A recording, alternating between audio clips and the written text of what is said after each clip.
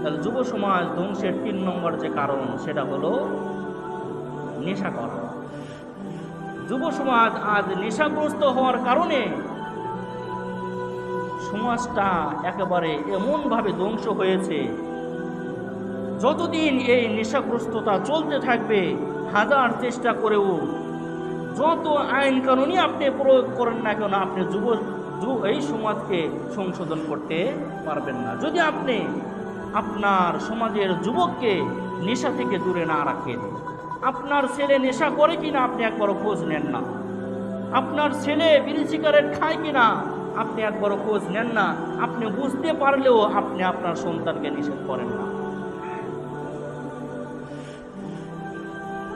রাত 10টা 12টা বেজে যায়, আপনার সন্তান বাহিরে থাকে, আপনি একবারের জন্য খোঁজ নেন না আমার সন্তান বাহিরে এত রাত পর্যন্ত কি করে, বাহিরে কাজ কি। আপনি বাবা হয়ে মা হয়ে সন্তানকে গার্ড না দেওয়ার কারণে আপনার সন্তান নিজেকে ধ্বংসের মধ্যে নিমজ্জিত রেখেছে। এই জন্য মা বাবাও দায়ী, সন্তান ধ্বংসের জন্য মা বাবাও দায়ী, কারণ আপনি আপনার যে দায়িত্ব সেই দায়িত্ব আপনি পালন করতেছেন না। আপনার সন্তান সে রাত 12টার সময় ঘুমায়, সকাল 10টার সময় উঠে আপনি কোনো কিছু বলেন না।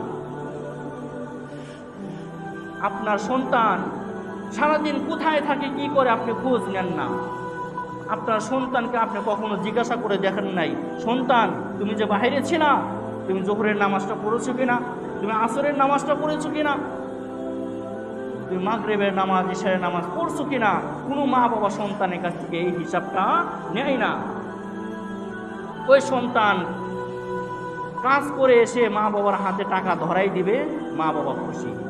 তোমার জীবন ধ্বংস হয়ে যায় যাক, তুমি আমাকে টাকা দিয়েছো, আমি শান্তি, এতে তোমার যা হওয়ার তা হবে। তাহলে মা বাবাও আপনার খোঁজ খবর নেয় না। আপনি যতক্ষণ পর্যন্ত সমাজ থেকে এই নেশাগ্রস্ত যুবকদেরকে প্রতিহত করতে না পারবেন, ততক্ষণ পর্যন্ত আপনার সমাজ নিরাপদ হবে না। আপনার সমাজের যুবক যুবতীরা জিনা ব্যভিচারে লিপ্ত হবে, আপনি ঠেকাতে পারবেন না। সমাজের সকলেই উদ্যোস্ত যারা আছে তারা সকলে মিলে উদ্যোগ নেন, আমার সমাজে কোনো যুবক নেশা করবে না। আমি আজকে থেকে দায়িত্ব নিলাম, আমার জানা মতে যারা নেশা করে আমি তাদেরকে বাধা দিব, আমি তাদেরকে বুঝাবো তারা যেন নেশা না করে।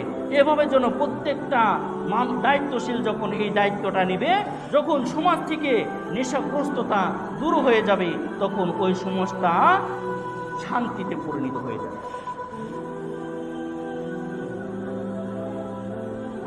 আপনি বলেন আমার ছেলে আমার কথা শোনে না, আপনার ছেলে আপনার কথা শুনবে কিভাবে? আপনার যে দায়িত্ব ছিল সেই দায়িত্ব তো আপনি পালন করেন না, আপনার সন্তান আপনার কথা কেন শুনবে?